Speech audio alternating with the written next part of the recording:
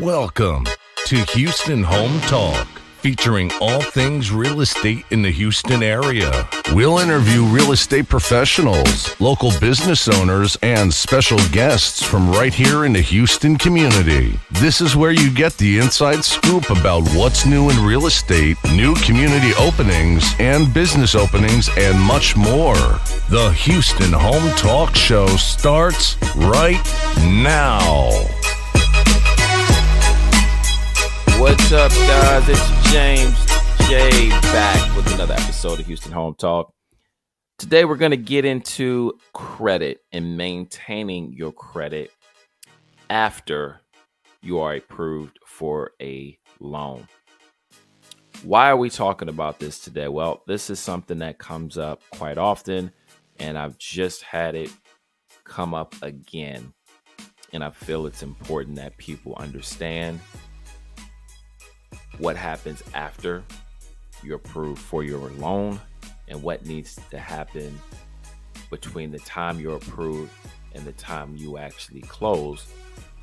Or a better way of saying this is what not to do between the time you get approved and the time you are scheduled to close on your home.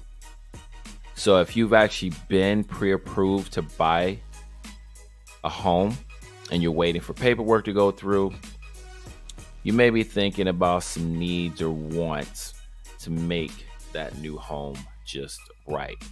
So that would be furniture, typically, is the number one thing that people are thinking about.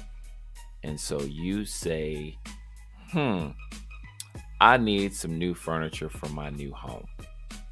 Even though the lender has probably told you, don't make any new purchases. Maybe your realtor has said, don't make any new purchases. And sometimes people just get excited. So this is typically what happens, guys. After that initial approval, you go shopping for a home.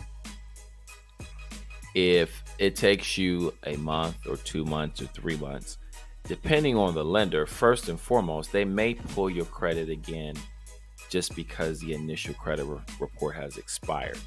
So that's going to be a situation where you need to just check with your lender to see how long the credit report will last before they have to re-pull your entire credit report again.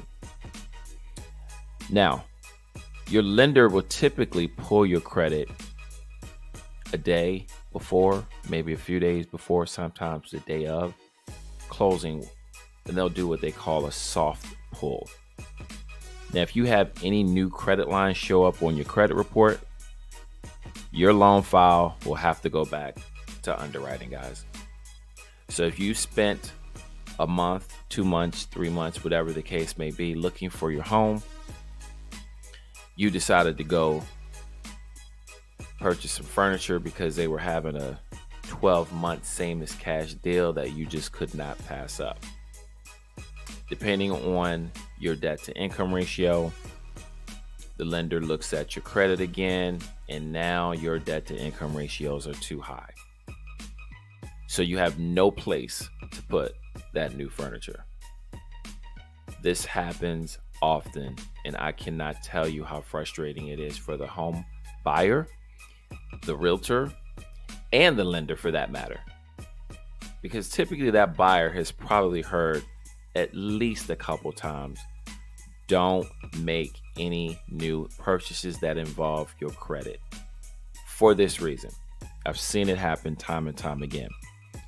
So if you barely qualify for the loan when you signed the initial papers for the mortgage to get the pre-approval, should I say, you could have pushed those ratios just out of whack. And now everybody has to go working overtime to try and fix the situation, fix the problem.